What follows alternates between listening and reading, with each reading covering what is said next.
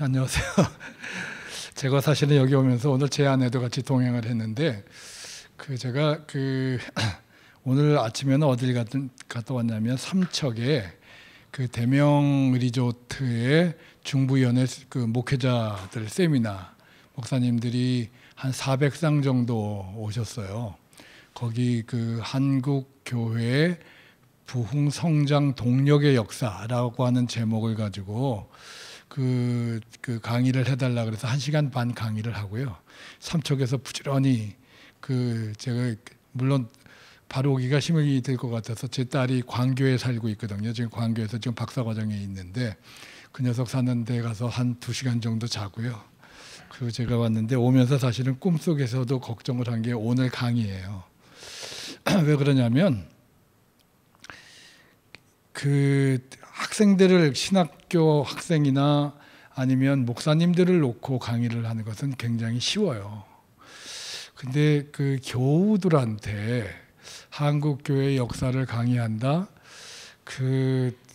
저도 굉장히 모험을 하고 있는 거예요. 왜 그러냐면 아마 책을 보신 분들이 아마 놀라셨겠지만 이게 이제 막 공부를 마치고 사회로 나왔는데 다시 공부를 하란 말이냐 여러분들 굉장히 마음이 무거우실 텐데 사실은 제가 욕심을 부렸어요. 왜 욕심을 부렸냐면 제가 역사를 하는 사람이잖아요.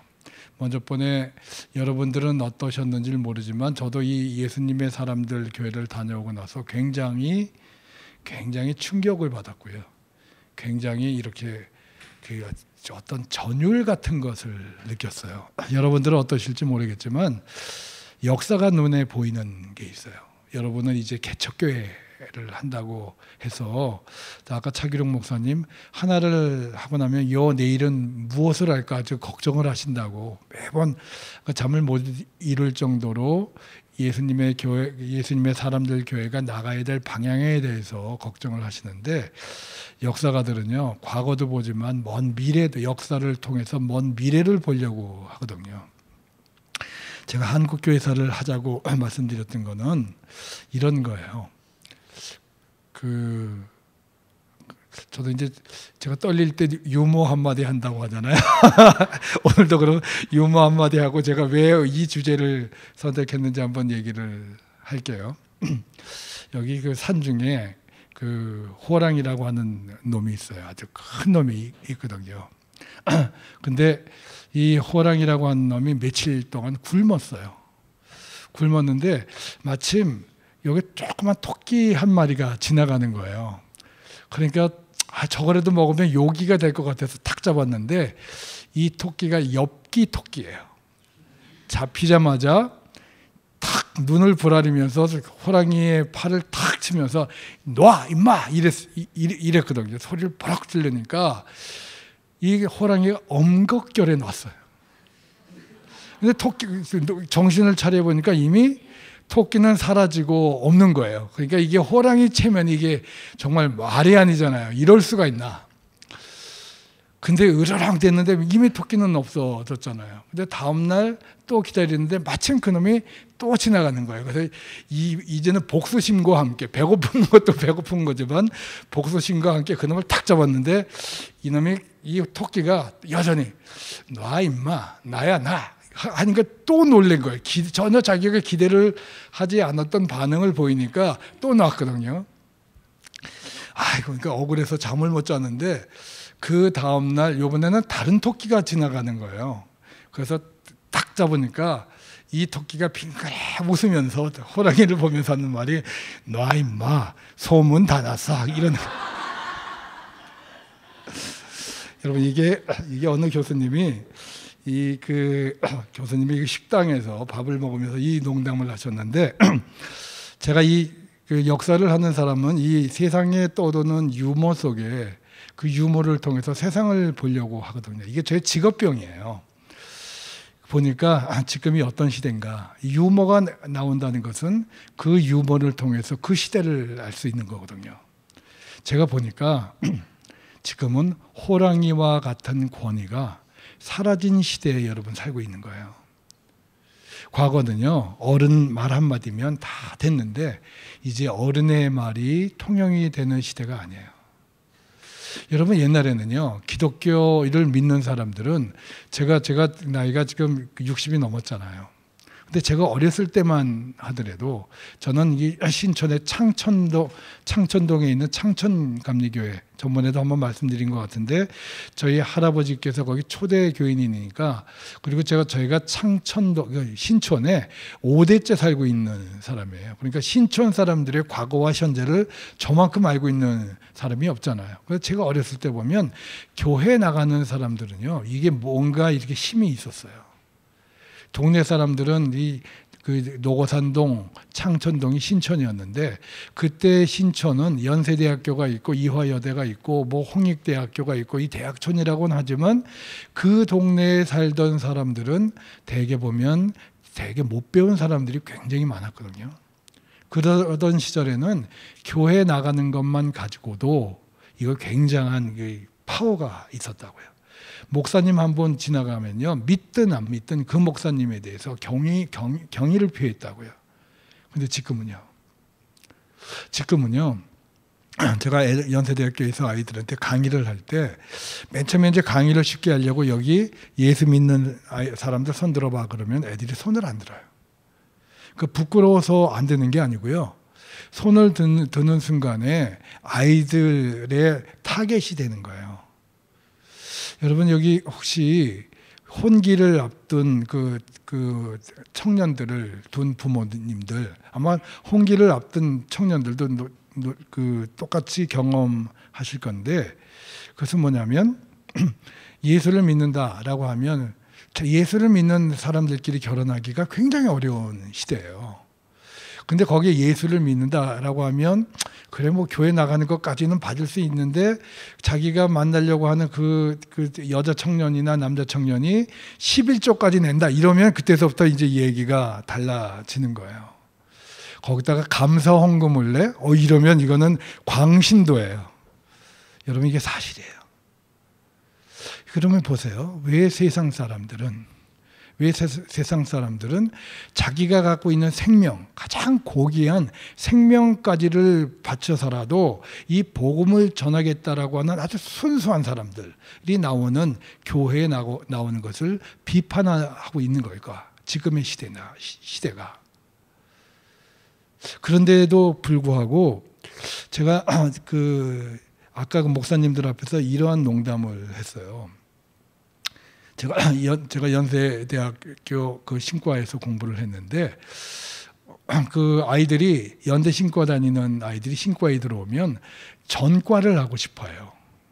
그러니까 연세대학교는 들어오고 싶은데 그 수능 점수는 낮으니까 신과를 먼저 들어와요. 그리고 나서 한 1년 있다가 전과를 하려고 해서 들어온 애들이 생각보다 꽤 돼요.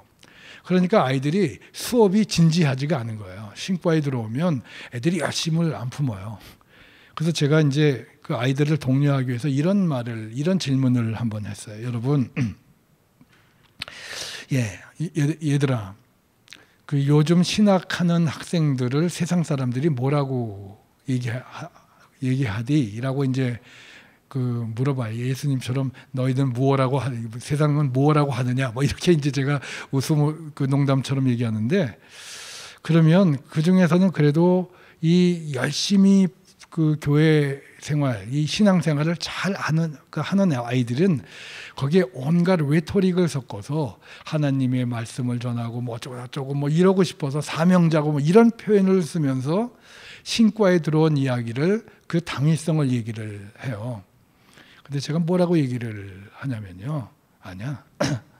요즘 그 사람들은 신학을 하는 학생들을 보고 공부 못하는 놈들이라고 얘기를 해. 그러면 아이들이, 그게 사실이거든요, 여러분. 아이들이 그러면 기가 확 죽어요. 근데 제가 그 다음에 무슨 말을 하냐면, 그러나 세상은 신학하는 사람들의 말을 듣게 되어 있다. 제가 그렇게 얘기를 해요. 왜? 세상은 하나님이 창조하셨거든요. 그러니까 이 세상의 원리를 공부를 하면 할수록 세상의 원리를 보면 모든 학문이 결국은 하나로 이어진다라고 하는 것을 느끼게 되고요. 결국은 그것은 하나님으로부터 나온다라고 하는 것을 제가 확인하게 되거든요. 그러면서 신학하는 애들한테 제가 무슨 얘기를 하냐면, 그러기 위해서 너희들이 두 타입의 사람들을 만날 거다. 하나는 굉장히 공부 많이 한 기독교인들을 만날 거다. 여러분, 제가 어느 목사님이 그 개척교회를 하셨는데 개척교회 1년 만에 자기 교회 교수님들이 많이 나오시더래요. 그러니까 너무 좋아서 1년 만에 그 개척한 교회에 그 본교회 가서 이제 그동안의 성과에 대해서 이제 그 보고를 하는데, 여러분 제가요 1년만 하나님이 은혜를 주셔서 1년이 채 안 됐는데 우리 교회 교수가 엄청나게 많이 그 교수님들이 들어왔어요.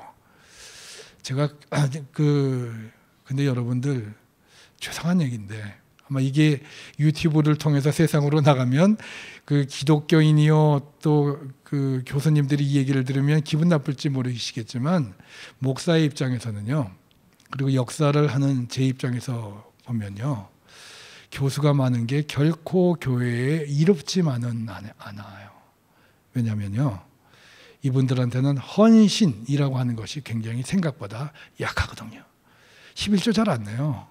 감사헌금 잘 안 해요. 왜? 감사헌금은 여러분 누가 낼 것 같아요? 감사헌금은 영으로 하나님을 만나고 고백하는 사람들이 헌신하게 되어 있고요. 그 헌신하는 표시로 헌금을 하게 되어 있고요. 헌신의 표시로 구원을 위해서 자기 몸을 드리고 싶어 해요. 근데 교수들은 따지거든요. 이 돈은 잘 안 내면서요, 교회 돈이 어떻게 쓰여졌나 이것만에 관심 있는 사람들이 교수들이 많아요. 그리고 목사님들이 설교하시면 그게 성서의 성서적인 근거를 대라 뭐 이렇게 나오거든요. 그러니까 목사님들 입장에서는 특히 인문사회과학을 공부하는 교수님들이 굉장히 어려운 거예요. 그런데 제가 그 아이한테 그렇게 얘기했어요. 너 그런 사람 만날 거다. 그런 사람을 만나려면 네가 무엇을 해야 하니?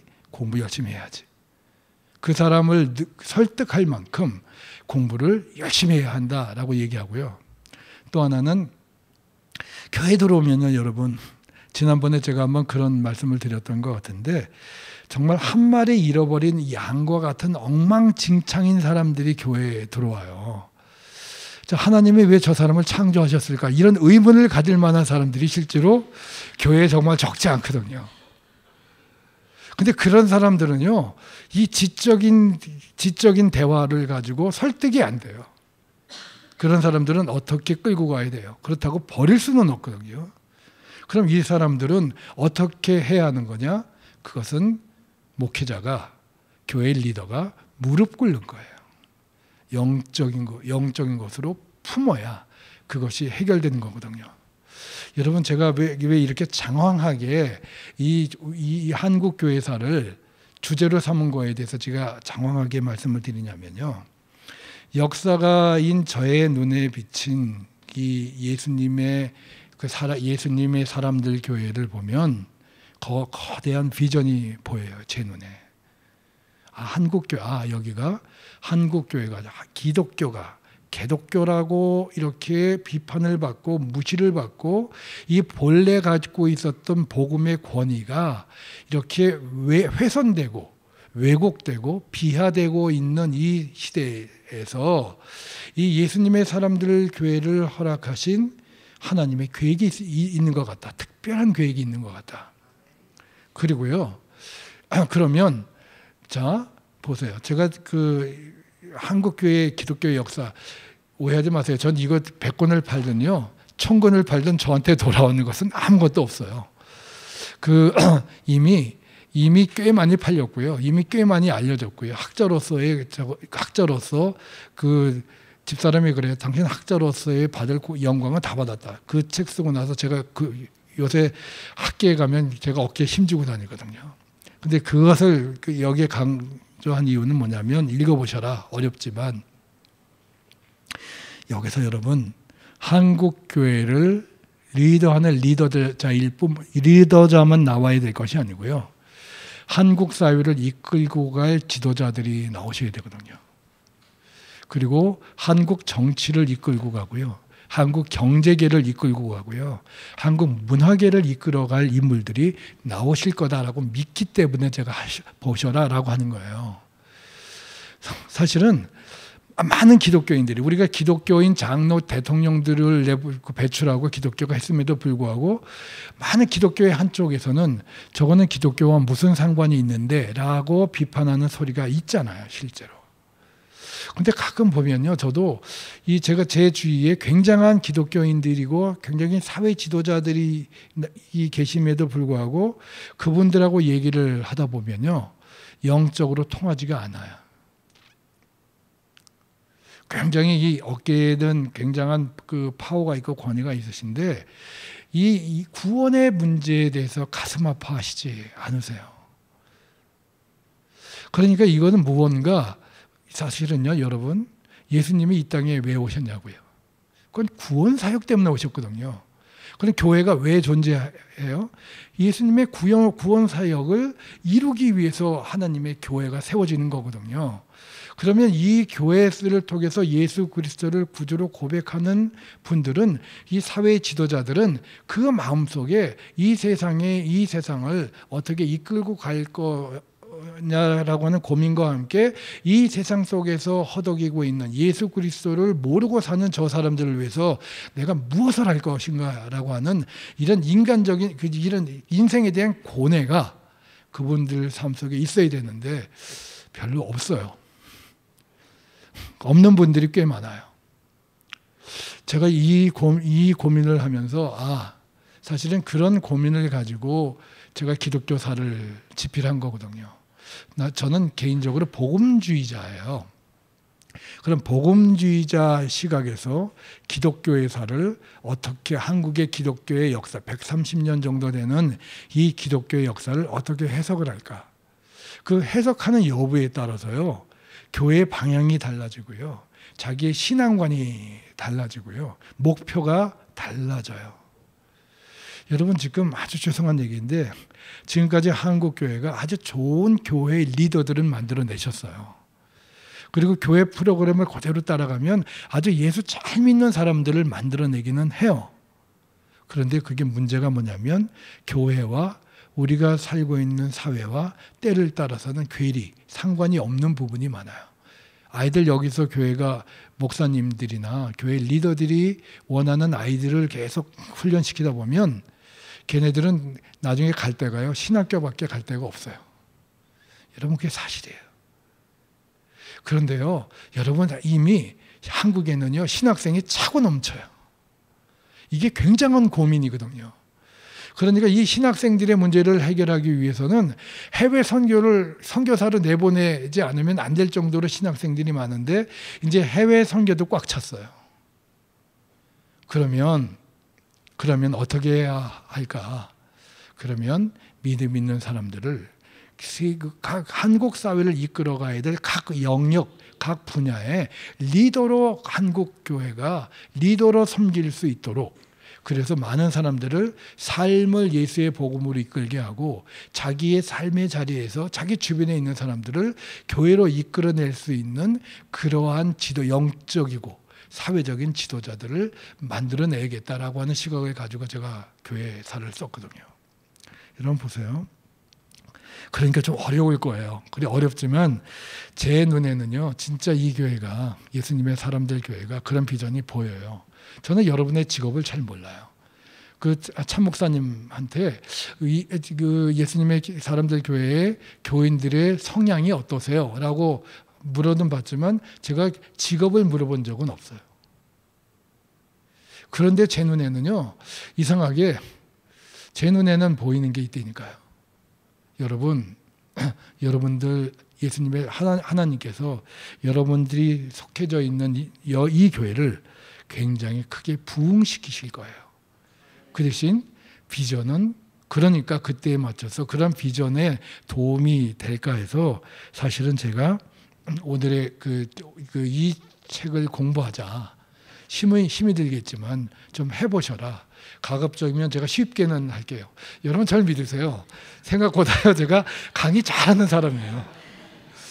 제가 그 7년 동안 그 서울장신대학교에 있었다고 했잖아요. 7년 동안 제가 진짜 전번에 말씀드렸는지 모르지만 한 번도 교수 평가에서 1등의 자리를 빼앗겨 본 적이 없어요. 저는 그 장로교니까 존 켈빈이라고 하는 그 신학자에 대해서 가르쳐야 되는데 저는 존 웨슬리를 가르쳤어요. 감리교의 그 창시자를 가르쳤거든요. 그런데도 애들로부터 비판을 받아본 적이 한 번도 없어요. 자, 그거는요, 물론 제가 뭐 강의를 잘하는 것도 있지만 사실은 한국 교회의 태생이 사실은 복음주의라고 하는 것으로부터 나왔기 때문에 그러는데 여러분 보세요. 한국 감리교 여러분들 혹시 한국 감리교회의 전통이라고 하는 거에 대해서 생각해 보신 적 없어요? 아마 없으실 거예요. 그냥 내가 나오니까 유기성 목사님이 좋고요.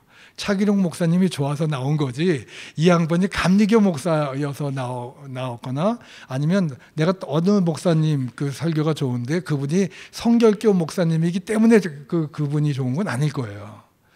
특히 저희 집사람은 이정익 목사님, 그 성결교회 그 원로 목사님인 신촌 성결교회 담임자였던 그분을 참 좋아하거든요.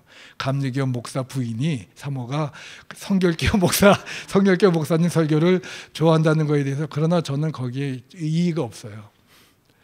그건 뭐냐면 뭐 저희들은 그런 교파 상관없이 우리들의 신앙만 높여질 수만 있다면 어느 목사님의 설교라도 다 들을 준비가 되어 있는 사람들이긴 해요. 그런데 우리가 감리교적인 정체성은 여러분 기본적으로 갖고 계셔야 하는 거예요. 그리고 제가 자신 있게 가지시라라고 말씀을 드릴 수가 있어요. 왜냐하면 감리교를 시작하신 분이 존 웨슬리 목사님인데 이분이 추구하셨던 신학이 이분이 복음주의라고 하는 것이고요. 이분이 추구하셨던 신학이 미국 교회를 흔들으셨고요. 영국 교회뿐만이 아니라 미국 교회를 흔드셨고요. 또 이분이 주장했던 그것이 거기에 매료되었던 미국의 젊은 대학생들이 선교사를 꿈꿨고요. 이분이 부흥운동을 한 것에 영향을 받아서 한국에 왔던 지난번에 말씀드렸던 최초의 한국에 순교했던 로버트 토마스 목사라고 하는 사람도 보니까 이분의 부흥운동의 은혜를 받고 선교사를 지원한 거예요. 제가 이분을 추적하다가 찾아낸 거예요. 그러니까 여러분들은 감리교적인 정체성에 대해서 여러분 그거에 대해서 확고한 신뢰와 믿음을 가지셔도 전혀 문제가 없으세요. 근데 감리교 전통을 학자들에 따라서 여기 감리교 전통에 대해서 한 3가지 정도로 감리교 전통을 해석하세요. 자, 어떤 분들은 이 아펜젤러 선교사가 한국에 들어왔을 때 배제학당을 세웠거든요. 그리고 여기 엘리트들을 만들어냈어요. 배제학당에서 이승만 대통령이 나왔고 배제학당에서 한국의 정치가들이 만들어지거든요. 그러니까 또 이 양반이 또 배제학당 미션스쿨을 교육선교를 통해서 미션스쿨을 만들었는데 여러분 여기에 함정이 있어요. 제가 쓴 책에 프로스, 콘스 이 의료선교나 교육선교의 긍정적인 면이 있고 부정적인 면도 함께 있다라고 썼어요. 왜 그러냐면 많은 역사가들은 그걸 다 긍정적으로만 보세요. 근데 이런 거예요, 여러분. 이 교육선교, 이 미션스쿨 다니던 아이들은요, 거기 출신들은 그래서 그 친구들이 생각하는 기독교의 복음과 교회를 통해서 얻는 복음의 색깔이 달라요. 혹시 미션스쿨 나오신 분들 혹시 계세요? 이 미션스쿨에서는요, 아이들이 영적인 것에 대해서 어눌해요. 무슨 말이냐면 배제 나온 학생들 중에 보면 이승만도 있고 뭐 신흥호도 있고 굉장히 YMC를 만든 인물들 뭐 굉장히 많은 사람들이 있는데 제가 제 책에 뭐라고 썼냐면 선교사들이 와서 고민하는 게 뭐냐면 얘네들이 배제 학당에 들어오는 것은 영어를 배워서 출세를 하고 싶어서 그 배제 학당에 들어온 거지 예수를 잘 믿고 싶어서 배제 학당에 들어온 게 아니에요. 배제 학당에 들어왔는데 배제 학당에 있는 학부모들이 스트라이크를 벌여요. 왜냐하면 아이들을 배워서 근대 교육을 시키라고 해서 배제 학당을 보냈더니 성경 공부 웬 말이냐 이렇게 나오는 거예요. 실제로 배제 학당의 역사에서 배제 학교의 역사에서 보면 그런 일이 비일비재해서 영적인 것을 안 가르치는 거예요. 그러니까 배제 학당을 나온 친구들의 문제가 뭐냐면 이 사람들에게 민족을 위해서 헌신하고 불쌍한 조선 사람들을 위해서 헌신하고 희생해야 한다라고 하는 의미는요.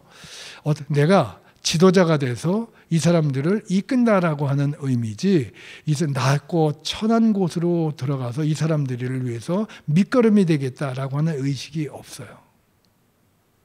근데 학자들은 그 영적인 부분에 대해서는 얘기를 하지 않고요. 영적인 부분에 대해서는 얘기하지 않고 감리교회가 엘리트들을 키워내고 이 민족을 이끄는 위대한 민족 지도자들을 만들어냈다. 그는 긍정이지만 또 반면에 부정적인 것은 바로 그랬기 때문에 아까 말씀드렸던 이 기독교인들 중에 인문사회학을 공부했던 교수님들이나 아니면 한국 사회를 이끌어가는 그 기독교인들 중에는 영적인 것에 어눌한 분들이 생각보다 많아요. 근데 제가 그것을 주장하는 학자들한테 어떻게 말씀을 드리냐면 1904년에 하디라고 하는 선교사가 이 사람이 이 내적인 회심을 다시 한번 겪어요. 전번에 한번 말씀드렸는데 자기가 하나님의 돈을 훔쳤다는 거예요. 여러분 선교사들이 가장 조심해야 될 부분은 선교사로 나가는 사람이 조심해야 될 부분은 여러 가지 문제가 있겠지만 제일 중요하게 생각해야 하고 조심해야 될 부분은 돈의 문제를 어떻게 관리하느냐예요. 왜냐하면 목사님들은요 돈 관리를요 교회에서 돈 관리를 함께 하시잖아요. 그러니까 목사님 사례비, 목회비 이게 돈 관리를 이렇게 나름대로 검증을 할 수가 있어요. 나쁘게 말하면 감시할 수 있어요. 근데 선교사들은 여기저기에서 선교비를 받으면 이게 관리가 안 되는 경우가 있거든요. 또 선교비를 이게 선교비로 써야 하는지 생활비로 써야 하는지 모를 때가 있잖아요. 그러니까 이 양반이 어떻게 하디라고 하는 사람이 어느 날 갑자기 한국 사람들이 하도 도덕질을 많이 해서 힘들어 죽겠는데 하나님이 그 사람의 내 가슴을 흔들어 놓는 거예요. 너는 내 돈을 도덕질했다. 어프로프리에이션, 착복했다라고 하는 소리가 들리는 거예요. 그러니까 이 사람이 그러고 보니까 자기가 성교비인지 생활비인지 구분을 않고 막 썼다는 거에 대한 그 굉장한 회개가 나오잖아요. 그 회개를 1904년 9월 달에 이 정동감리교회에 와서 그 부흥회를 하는데 거기에서 부흥회를 해요. 19일 동안 부흥회를 했거든요. 요즘 부흥회가 길어봐야 3일이지만 그때는 19일 동안이나 했다고요. 그러니까 배제와 이화 학당 아이들을 대상으로 했는데 그날 그 교회 담임자가 최병헌이라고 하는 인물인데 최병헌이 한학자거든요.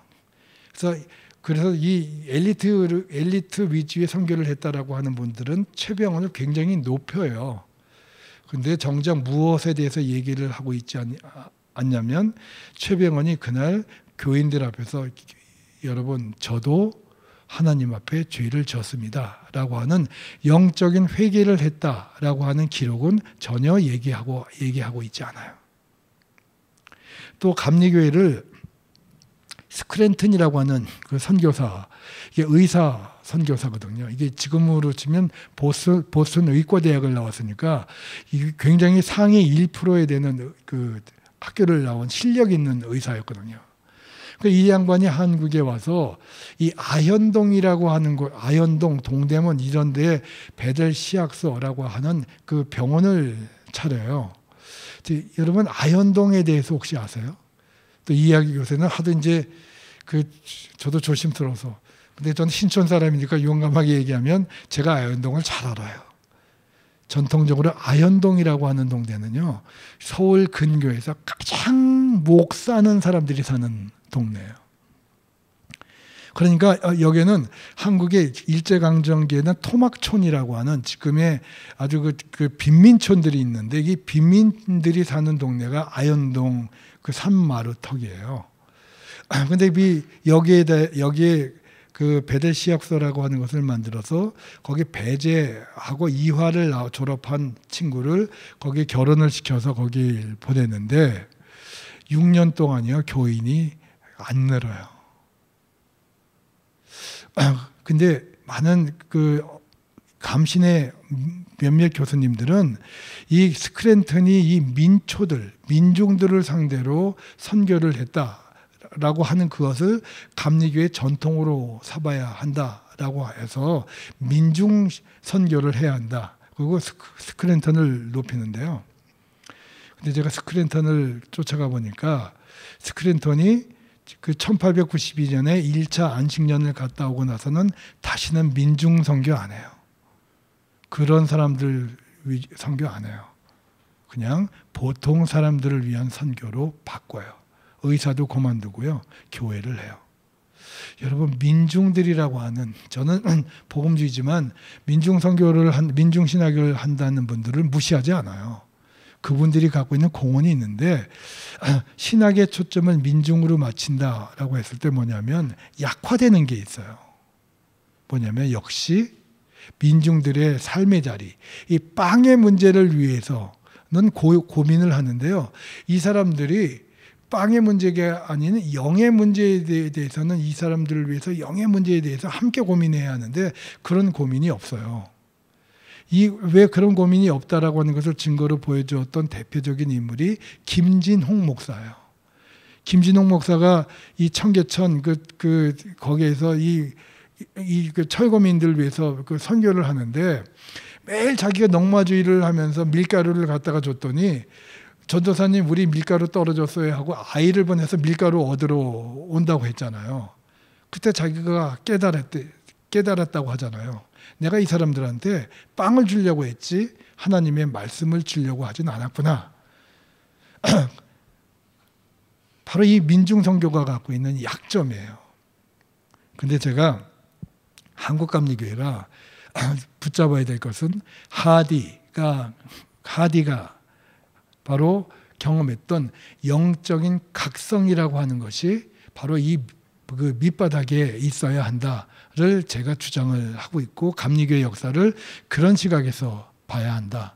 그러면서 웨슬리랑 연결을 시켰는데, 여러분 존 웨슬리라고 하는 사람이요, 그 감신대학 교회를 가면 존 웨슬리 교수님들이 존 웨슬리를 이렇게 얘기해요. 청교도적이다. 어머니가 굉장히 그 청교도 수산나라고 하는 분이 청교도 목사의 딸이었는데 굉장히 자식들도 그렇게 키웠다. 정말 그렇게 키우거든요. 여러분 청교도가 뭔지 아세요? 근데 뭔지는 모르지만 청교도라고 하면 굉장히 여러분들 그 신선하고 깨끗하잖아요. 그리고 뭔가 이렇게 기분이 좋아요. 저도 청교도 옛날에 청교도에 관한 책들을 저도 많이 봤거든요. 그러니까 청교도의 전통을 갖고 세워진 교회가 여러분 장로교회예요. 근데 장로교회 교인들 얼만큼 철저한지 아세요? 제가 장로교회 장로교 신학교에서 교수를 했으니까 장로교인들에 대해서 제가 참 잘 알거든요. 제가 그 아이들한테 그 수업 시간에 제가 성경을 45번 읽었다고 한번 말씀드린 것 같은데, 천독한 녀석이 있어요. 진짜 기중 교수, 제가 기가 죽어요. 걔는요, 항상 4시 반이면 깨고요. 항상 저녁이면 기도하고 자고요. 걔는 주일 성수하는데 엄격하고요. 주일날은 요만한 것도 밖에 나가서 안 사 먹어요. 주일 성수하겠다고. 사실은 감리교회가 메소디스트, 이 규칙쟁이라고 하는 게 이런 시각에서 나온 거예요. 근데 웨슬리가 이것을 극복해요. 여러분, 이 청교도가 갖고 있는 청교도가 성서 위주로 살겠다라고 결심한 사람들이거든요. 여러분, 성경 위주로 여러분 살 수 있다고 믿으세요? 저도 자신 없거든요. 근데 웨슬리가 이것을 극복해요. 웨슬리가 굉장히 철저하게 성서처럼 살려고 했던, 정말 규칙쟁이다, 메소디스트라고 하는 그런 별명을 들었는데, 여러분 여기에 한 가지 약점이 있어요. 그게 뭘까요? 그것은 뭐냐면요, 이게 아펜젤러의 교육이에요. 아펜젤러가 이런 엄격했던 장로교 집안에서 아펜젤러가 컸거든요. 근데 어느 날 자기 교회 담임 목사가 폴톤이라고 하는 담임 목사님이 미국의 영적 대각성 부흥회에 갔다가 은혜를 받아요. 아주 철저하게 장로교의 교인답게, 장로교 목사답게 살았는데, 한 가지가 속에서 끌어올리는, 은혜를 받았을 때 여러분 마음껏 그 은혜를 외칠 수 있는 영적인 것들을 체험하고 나니까 이게 감리교의 모든 것이 제약인 거예요. 하지마, 절제해야 돼. 절제로 나타나는 거예요. 아펜젤러가 바로 이 폴턴한테 영향을 받아서 마음껏 할렐루야를 부르고 싶은데, 자기가 다녔던 신학교, 장로교 신학교에서는 절제를 시키는 거예요. 절제해라. 지적으로 생각해라. 감정적인 것들을 누르는 거예요. 여러분, 은혜 받았을 때요, 은혜 받았을 때 갓 은혜를 받은 청년들이 정말 천방지축으로 뛰어, 정말 기뻐 뛰며 돌아다니거든요. 속색일 정도로 속색이는 애들이 있어요. 그런데 그거는요, 영의 약동이에요. 바깥에서 보면 영이 속에 들어오면요, 그 영이 어디로 튈지 모르는 거예요. 여러분, 그런 체험이 있어야 되는데 웨슬리가요, 그런 체험을 올더 스케이트에서 하는 거예요. 마음이 따뜻해 오면서, 이 속으로부터 하나님이 주시는 이 영, 하늘로부터 내려오는 이 영이라고 하는 것을 가두어 둘 수는 없다. 내 규칙이라고 하는 그 속에 정말 율법처럼 지켰던 것을 극복해야 한다. 웨슬리가 그것을 극복했거든요. 또 하나, 웨슬리가 경건주의자, 웨슬리가 맨 처음에 이 아주 엄격한 규칙쟁이라고 하는 그러한 장로교적인 그 태도를 가지고 이 미국 선교를 갖다가 실패를 해요. 왜냐하면 여러분 이래요. 저도 해보니까, 저도 아이들을 굉장히 집사람적이 있지만 제 딴에 굉장히 엄하게 철저하게 키워보겠다고 했는데, 저희 아이들이 둘 다 서울 예고를 나왔어요. 그러니까 음악하는 애들이니까 좀 이렇게 자유로워야 하잖아요. 근데 저는 이 자식들을 아주 엄격하게 키웠어요. 큰 녀석이 서울 예원을 나와서 서울 예고가 합격을 했어요. 근데 저한테 와서, 아빠, 아주 조심스럽게, 아빠, 합격을, 걔 말은 우리 펜션을 가면 자기가 합격을 했으니까 통나무로 만들어진 펜션으로 한번 나들이를 가면 어떨까를 물었는데, 제가 이런 지하에 거절을 했어요. 제가 얼만큼 철이 없었는지, 그때가 IMF를 당하고 있을 때거든요. 나라와 민족이 지금 IMF 때문에 고통스러워하고 있는데 우리만 놓을 수 없다. 그리고 예수 믿는 사람이 들떴다고 그 쾌락을, 그것도 일종의 쾌락을 얻는 건데, 그것을 위해서 그럴 수 없다. 제가 지금까지 가슴을 치면서 회개를 해요. 여러분, 복음이 우리를 그렇게 죄악하고 있지 않아요. 제가 우리 학교, 장로교 학교 아이들한테 그런 데니까요. 골방의 기도도 중요하지만, 골방에서의 기도도 중요하지만, 하나님이 주신 이 아름다운 세상, 봄과 가을의 아름다운 세상이 오면 니들 여자친구 사귀고 남자친구 사귀어서 손잡고 하나님이 주신 이 아름다운 세상도 마음껏 만끽해봐라. 얼마나 감사하냐. 그래야 되는, 제가 아이들은 그럴 정도로 그 장로교 아이들은 경직되어 있다니까요. 그런 데는요 반드시 목회든 선교든 실패하게 돼 있어요. 숨이 막혀서 교인들이 어떻게 뒤를 따르겠어요. 자, 이 실패해서 돌아오는데 돌아오는 배에서 이 거대한 폭풍이 몰아치는데 거기 죽을 고비를 이러다 죽겠구나 하는 죽음의 공포를 느꼈는데 그때 모라비안 교도라고 하는 독일 경건주의 그 그룹이 배에서 잠잠히 하나님께 예배를 드리는 모습을 봐요. 죽음의 공포 없이. 죽으면 죽는 거죠, 뭐. 거기에 굉장한 쇼크를 받는 거거든요. 굉장한 쇼크를 받는데 그러면서 경건주의자들을 만났는데 그래서 독일을 여러 번 갔다 와요. 근데 여러분 경건주의라고 하면 무언가 경건한 생각이 드시죠. 저도 경건주의를 굉장히 좋아했거든요. 근데 경건주의에도 약점이 있어요, 여러분. 경건주의든 청교도주의든 이 사람도 성서 위주로 사는 사람들인데 여러분 그 큰 교회에 보면요. 그 큰 교회 목사님들이 보면 예수를 잘 믿는 사람들은요. 그 교회에서 한 10% 정도밖에 안 돼요. 근데 여러분 무언가 교회에서도 나랑 얘기가 잘 통하는 교인들이 있으시죠. 신앙을 가지고 얘기할 때 교인들이 굉장히 잘 통하는 교인들이 있으세요. 제가 뜨레스디아스라고 하는 서울 혹시 여러분 뜨레스디아스라고 하는 모임을 아세요? 제가 저도 약간 유난 떨어가지고요. 뜨레스디아스를 갔다 왔는데 갔다 오고 나니까 거기에서 은혜를 받은 사람들끼리 이거 다른 교인들 빼고 우리들끼리 이렇게 모여서 왜냐하면 갔다 온 은혜를 나누고 싶어서 그러니까 그 사람들끼리만 모여요. 근데요, 예수를 잘 믿는 사람일수록 예수를 잘 믿는 사람과 대화를 하면 재밌어요.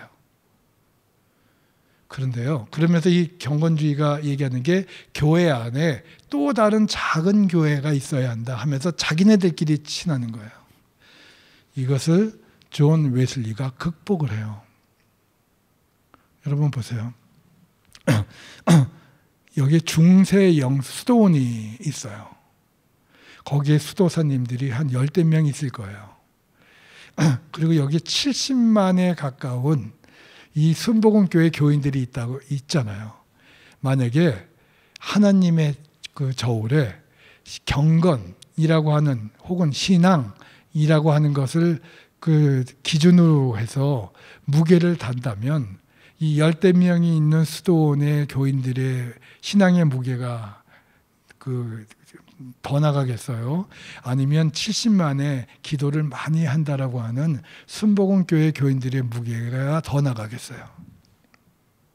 제가 보기에는요, 10몇 명의 그 수도사들의 무게의 추가 더 무거울 거예요. 왜냐하면 암만 순복음교회 교인들이 열정적으로 기도를 하고 선교를 한다고 하지만 이 사람들이요 매일 새벽 2시에 일어나서 미사를 드리고요. 성경 말씀을 보고요. 그리고 또 매일 매끼 수십 년 동안 죽을 때까지 그 보리빵 한두 개를 가지고 또 스프는 소금 스프를 가지고 평생 살면서 노동하고요. 하나님의 말씀을 묵상하고요. 말씀을 또 쓰잖아요. 그렇게 못 살아요. 그런데 만약에 여러분이 예수 그리스도라면 열댓 명의 이 경건한 이 신앙이라고 하는 사람들이 모여있는 신앙으로 똘똘 뭉쳐있는 이 사람들을 선택하시겠어요? 때를 따라서는 엉망진창의 사람, 여의도 순복음교회 그 수요 집회 끝나고 나면요, 이 사람들 버스 탈 때만 보세요. 엉망진창이에요. 그 사람들을 선택하시겠어요? 저는 당연히 예수님은 순복음교회 교인들을 선택하실 거예요. 왜? 예수님이 바로 이 땅에 오신 거는요, 바로 그런 사람들을 위해서 엉망진창인 사람들을 일지라도 그 사람들을 포기하고 싶지 않아서 오신 거잖아요. 아까 말씀드린 대로 왜 하나님이 저런 놈을 만드셨을까를 가지고 있는 사람들이 우리 주변에 여전히 있거든요. 정말 많거든요. 제가 신학교에 가서도 봤다니까요. 아마 그분들이 저를 보면 저를 보고도 그렇게 생각하실 수도 있을 거예요. 그죠? 경건주의가 갖고 있는 약점이 이 약점인 거예요. 경건주의가 바로 이 우리끼리 하고 싶다라고 하는 유혹을 극복하는 거예요. 여러분, 예수님의 사람들 교회에 좋은 분들만 나오고 싶잖아요. 그럼 이 교회에 결코 부흥할 수 없어요. 어떻게 우리끼리만 좋은 사람들만 어떻게 오며 그런 사람들이 몇 프로나 되겠어요. 근데 여기는 제가 보기에는 여기는 한국교회를 만약에 이끌어 가실 교회가 되신다면 좋은 분들은 가운데 이끄시지만 이분들이 낮고 천하고 때를 따라서는 포기하고 싶을 수 있는 싶은 사람들일지라도 교회로 불러들여서 이 구원의 방주 속으로 모셔와야 될 그런 헌신하고 그럴 분들이어야 되거든요. 바로 그러한 웨슬리가 바로 얘기한 게 바로 이 청교도라고 하는 것을 극복했고요. 경건주의를 극복하면서 이 양반이 복음주의라고 하는 것을 창시한 창시자, 교조 다 다름이 없거든요. 복음주의는요, 여러분, 복음주의라고 하는 것은 여러분 중하류층을 대상으로 해요. 여러분, 웨슬리가 성공의 신부예요. 성공의 신부였는데 이 사람이 하도 이 사람의 메시지가 성공의 신부들이 갖춰야 될 그런 품격 있는 그 메시지만을 얘기하고 있지 않거든요. 바로 이 자기가 극복한 것 때문에 성공에서는 이 사람을 좋아하지 않았어요. 그러니까 이 양반이 나중에는 성공의 그 교구에서는 이 양반한테 설교할 이 강단을 허락하지를 않았어요. 그러니까 이 양반이 말 한마디 타고요. 전국을 영국 전역을 돌아다니면서 복음을 전하는데 그러면 여러분 교회에 나오지 않는 그 당시에 성공에 나오지 않는 그 영국 사람들은 되게 어떤 사람들일까요? 중하류층들이에요. 웨슬리는 정말 공부 많이 했어요. 웨슬리를 연구해 보면요, 이 양반이 신학적 소양이 굉장한 양반인데 이 사람이 만나는 대상들은 중하류층들이에요. 제가 오늘 그 중부연회 목사님들한테 이 부흥회에 대해서 그 예찬을 했어요. 아주 굉장히 높이 부흥회를 평가를 했거든요. 근데 모든 신학자들이요, 거의 모든 신학자들이 부흥사들을 싫어해요. 여러분 솔직히 부흥사님들 이렇게 보면 가끔가다 이렇게 그 미색 하얀 옷 입고 뭐 여기 저 하얀 구두 신고 여기 빨간 넥타이 하고 왜 정말 촌스럽잖아요. 솔직히 우리끼리 얘기지만 진짜 목사님 또 이거 기도를 많이 해가지고 목사님 내리 깔아가지고 하면 별로 따르고 싶지 않잖아요. 근데 제가 그분들을 굉장히 높이 평가를 했어요. 왜냐면요, 특별히 제가 그 일제 강점기 때 김익도라고 하는 분에 대해서 높이 평가를 했는데요. 김익도가 이 남대문 교회에 그 담임 목사로 왔을 때 남대문 교회에 세브란스 의전 출신 아이들이 그 교회 의사들과 세브란스 의전 교수 학생들이 그 교회 교인들이거든요. 그러니까 김익도 오는 것을 김익도 설교를 썼는데 막 부흥사처럼 하니까 아까 말한 대로 얘네들은 미션 스쿨 다닌 애들이니까 굉장히 세련되어 있는 그 공부했던 친구인데 부흥사인 담임 목사가 와서 막 걸걸하게 얘기하니까 고동무당이 왔다고요. 반대 데모를 했어요. 근데 이 김익도가 가는 곳마다 부흥회를 가는 곳마다 참 묘한 거는 그 당시에 한국 사회에 들어왔던 공산주의자들이요, 김익도를 이 미신을 타파해야 한다 그렇게 하면서 반대를 하는데 교회에 들어와서 난동 부리고요. 교회 물건을 파괴하고요. 기믹도가 가는 곳마다 공산주의자들이 그 난동을 부리는데 재미있는 것은요. 기믹도의 부흥회가 성공한 곳마다 공산주의가 발을 못 붙여요. 근데 제가 그렇게 썼어요. 기믹도 절대 무식하지 않다. 기믹도는 때를 따라서 육도 문자도 썼거든요. 근데 기믹도가 쓴 한시, 기믹도가 과거를 준비했던 인물이에요. 그러니까 한문에 굉장한 조예를 갖고 있는 사람이에요. 그러니까 과거를 준비한다는 것은 사사삼경을 다 띄었다는 얘기예요. 그러니까 공부를 많이 한 사람이에요. 그러니까 이 양반의 한시를 제가 보면 굉장히 수준 높은 사람인데 왜 이 사람이 이 고등무당이다 할 정도로 소리를 듣고 육도 문자를 쓰는 걸까? 제가 어떻게 분석을 했냐면요. 여러분 이 양반이 활동했을 때 한국의 90%가 문맹이었던 시절이에요. 여러분 우리나라가 지금 문맹률이 거의 없잖아요. 거의 모든 사람이 글자를 알지만 사실은 일제강점기 때 1920년대 30년대는요 90%가 글자를 몰라요. 우리 할머니들 글자 잘 모르시잖아요. 그리고 90% 된 문맹을 가지고 있는 사람들 중에 80%가 농촌에 살아요. 소장농으로 살거든요. 어떠한 민족 지도자들도 그 사람들의 아픔을 제대로 이해하지 못했어요. 기독교인들 중에는 지주들은 많고 근대 교육을 받은 사람들 중에 이 자영농 많고 지주들은 많았지만 정말 그 사람들의 아픔을 이해했던 사람은 두 그룹인데 하나는 공산주의자들이고요. 하나는 이 부흥사들이에요. 근데 보세요. 이 공산주의자들이요. 자기네들의 운동을 해방이 됐을 때 한국의 공산주의자가 이 한반도 땅에 몇 명이었냐면요. 한 15만 명이에요. 15만 명 정도가 있었거든요. 그러니까 어떻게 보면 1000만 인구 중에 15만이니까 그렇게 많은 게 아니에요. 근데 또 한번 그 당시에 기독교인은 약 50만 명 정도 됐거든요. 한반도 전체에서. 근데 보세요. 공산주의가 자기네들의 이론을 펼치려고 하니까 안 펼쳐져요. 왜? 자기네들의 대상이 바로 이 노동자 농민인데 정작 노동자 농민은 글자를 모르네. 그러니까 한국의 문맹을 타파해야 한다라고 하는 문맹 타파 운동을 일으킨 사람들이 사실은 한국의 공산주의자들이 한국의 문맹 타파 운동을 벌여요. 대개 보면 이때 박헌영 뭐 이런 사람들이 동아일보 기자들이었거든요. 그러니까 이런 사람들이 문맹 타파를 하는데 바로 이 문맹을 갖고 있는 이 민초들 속으로 들어가서 바로 민초들의 언어를 쓰는 거예요. 그 당시에 민초들의 언어, 어휘 이런 걸 쓰면서 복음을 전하는 거거든요.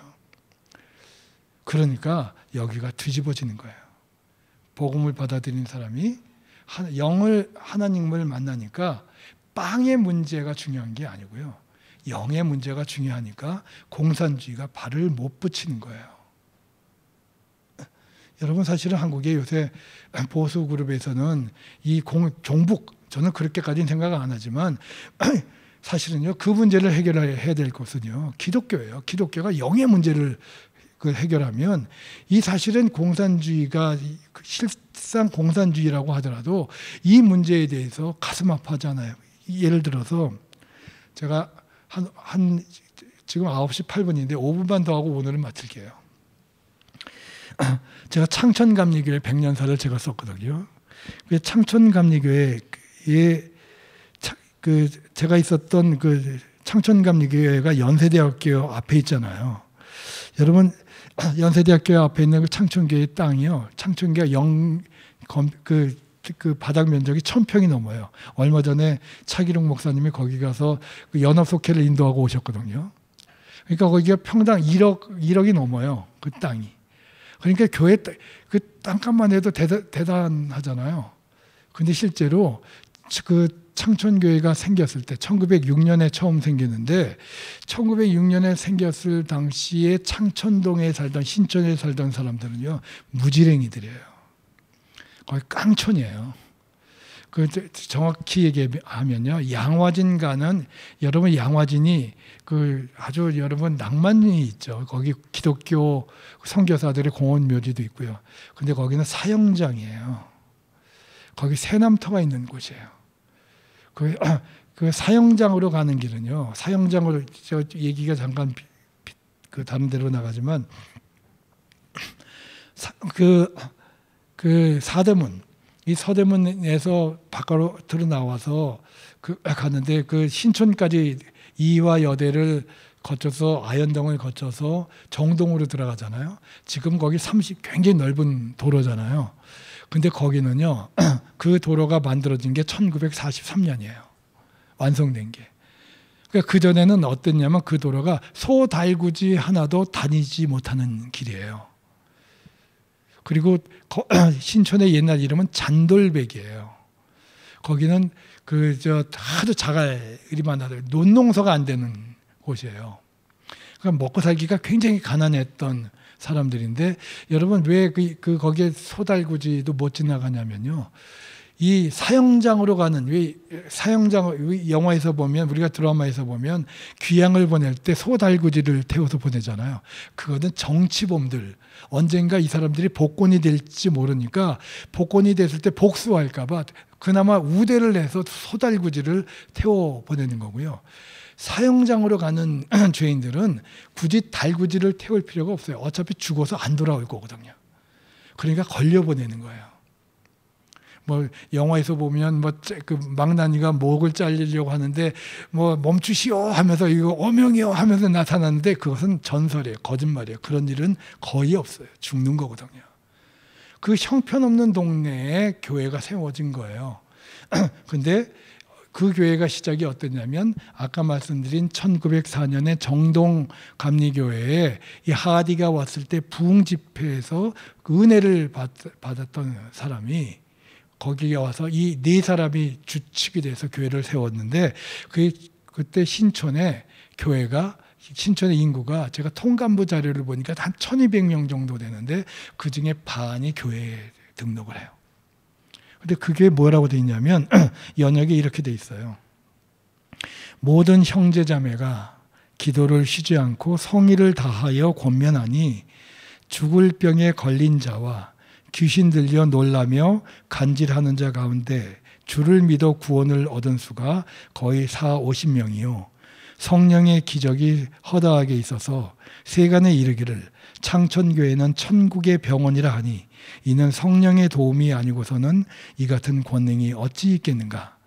그러나 교회가 가난이 극심하여 전도인 몇몇 형제가 한 달에 9끼도 제대로 먹지 못하였지만 환난 중에 인내가 비록 천신만고라도 능히 감당하며 만고 풍상과 모든 시험을 믿음으로 승리하여 순전하고 흠이 없이 주의를 기다렸다.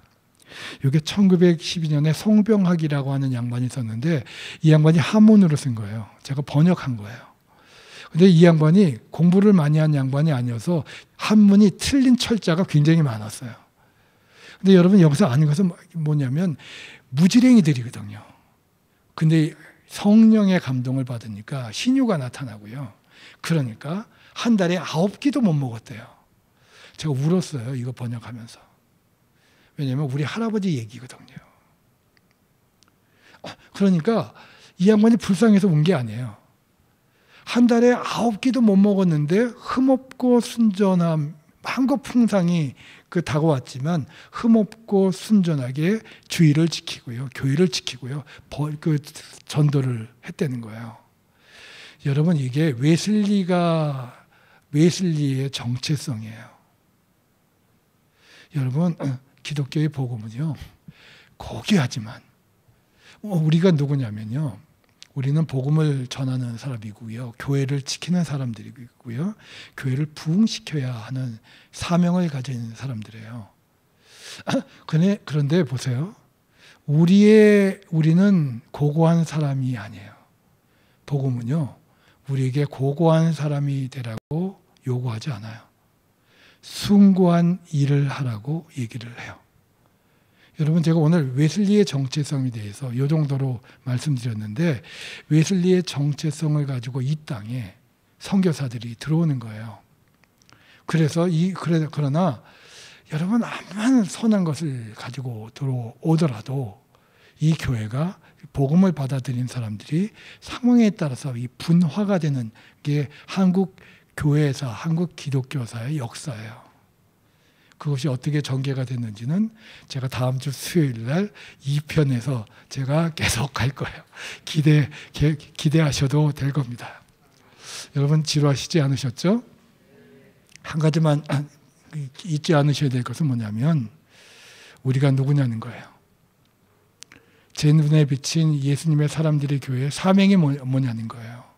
거대한 교회를 만들어서 이 거대한 교회를 만들어서 한국의 메가처치다. 여러분 한국의 메가처치가 많습니다. 근데 더 중요한 것은 뭐냐면 거대한 교회를 왜 허락하셨을까?